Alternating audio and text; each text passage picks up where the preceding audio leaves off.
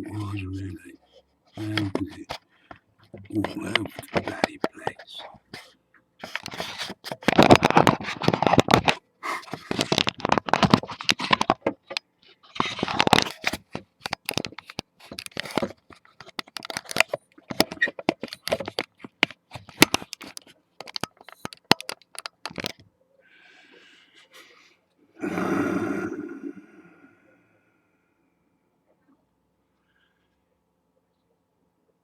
David Cameron is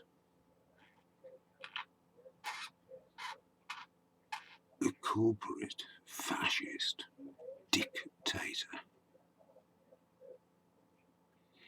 and is in the pockets of international bankers. And the EU is in the pockets of the international bankers. So when you really think about it, with David Cameron being in servitude to the bankers of the City of London and the Bank of England, which is privately owned and has been since 1812, or was it 1815? 1815, I think.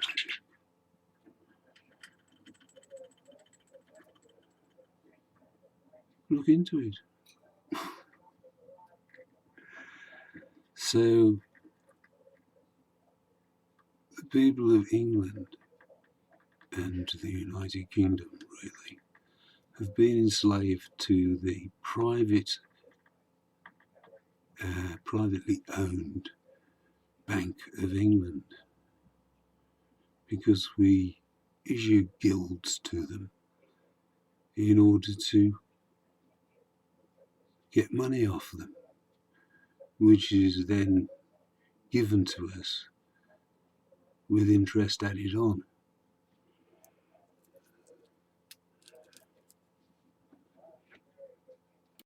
European Central Bank is owned by private, secret individuals, just as the Bank of England is owned by private, secret, international individuals. It's all a game. It is simply a game of Monopoly. So if we stay in the EU, if we vote to stay in the EU, we stay in the EU following the rules and regulations and laws of the EU as they are according to this new little contract that's being signed. And as we know, contracts can be broken.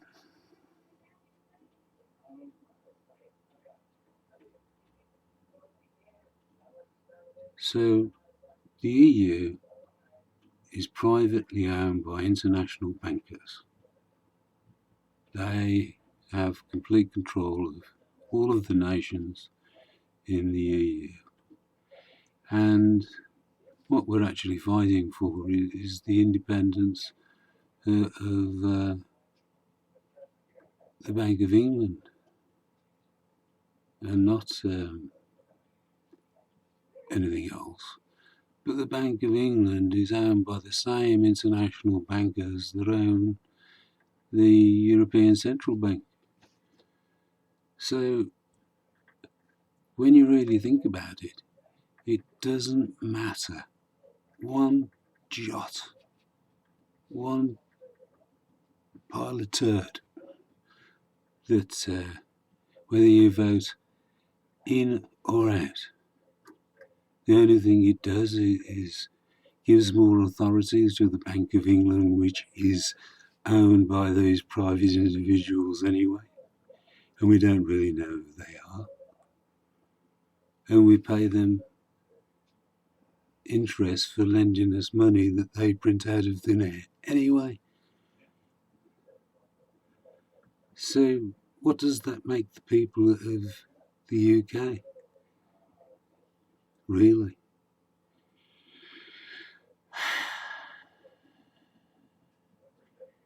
If you vote in, you're voting for the use of the European Central Bank. And if you vote out, you're voting for the use of the Bank of England, which we use anyway. But it's all owned by the same people, the same banking elite. So in or out, it doesn't matter to the leaders, the politicians, and the people that you can't see behind the scenes. It doesn't matter at all whether we're in or we're out. The only thing that's really going to happen if we vote out is international companies will pull out of the United Kingdom and cause enormous job losses, I suppose. Or the opposite could happen, and like the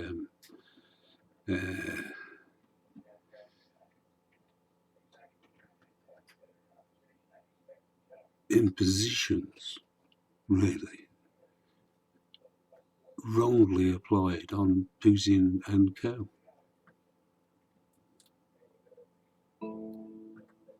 The sanctions. What's happened in Russia is that they're producing more of the things that they need to feed the nation instead of importing those things to feed and clothe the nation. So the sanctions have blessed the nation, really.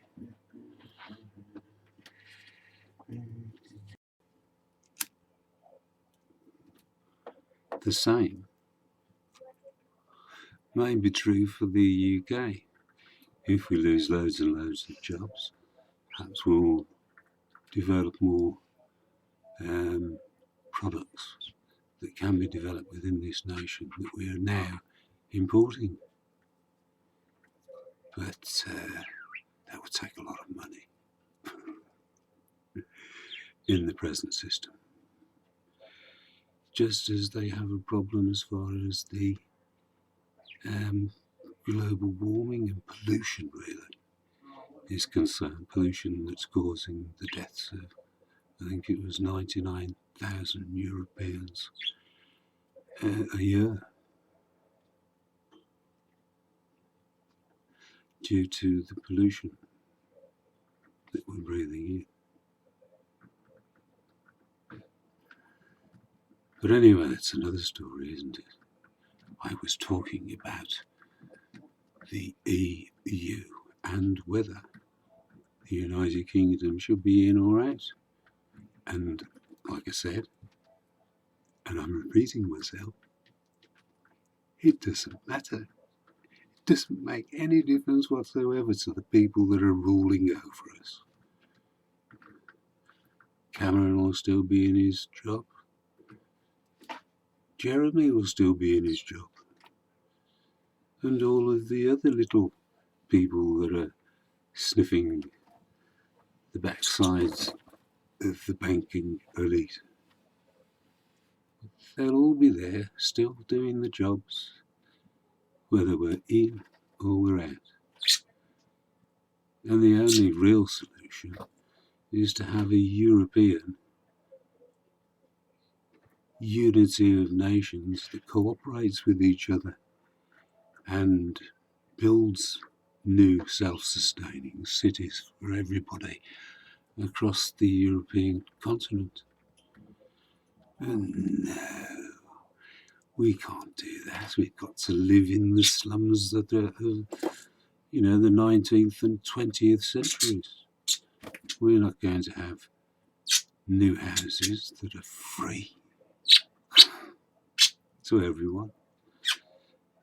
New dwellings that are free to everyone, because you can't have that in a profit-driven monetary economic system run by a banking elite that enslaves everybody.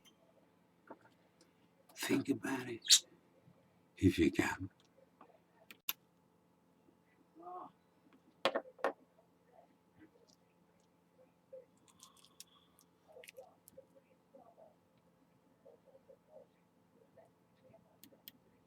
In or out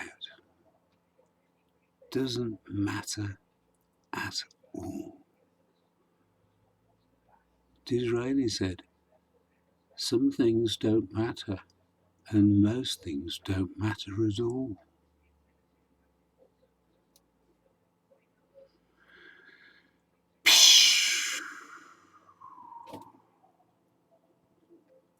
So, in or out doesn't matter. It's still the same system, and it's still your enslavery to that system. And you live with it, and you carry on living with it, and you don't say, enough is enough. We want to change things. We want a natural law, resource-based economy,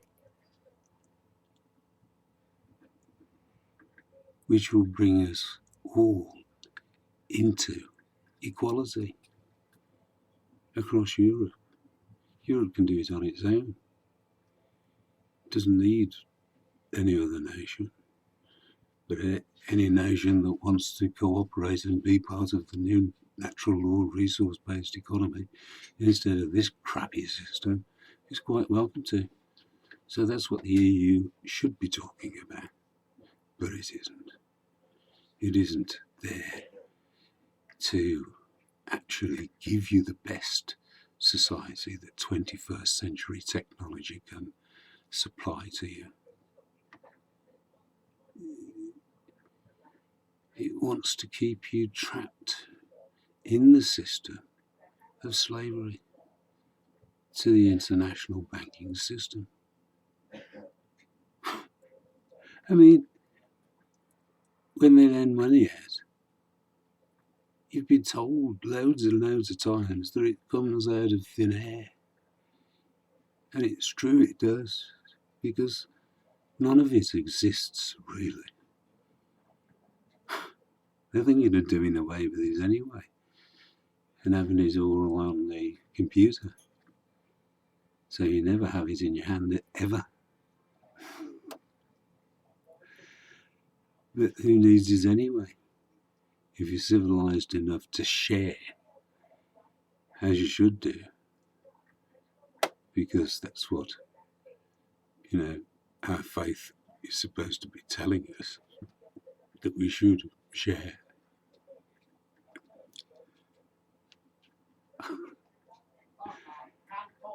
We're all lost in the system, plugged into the matrix.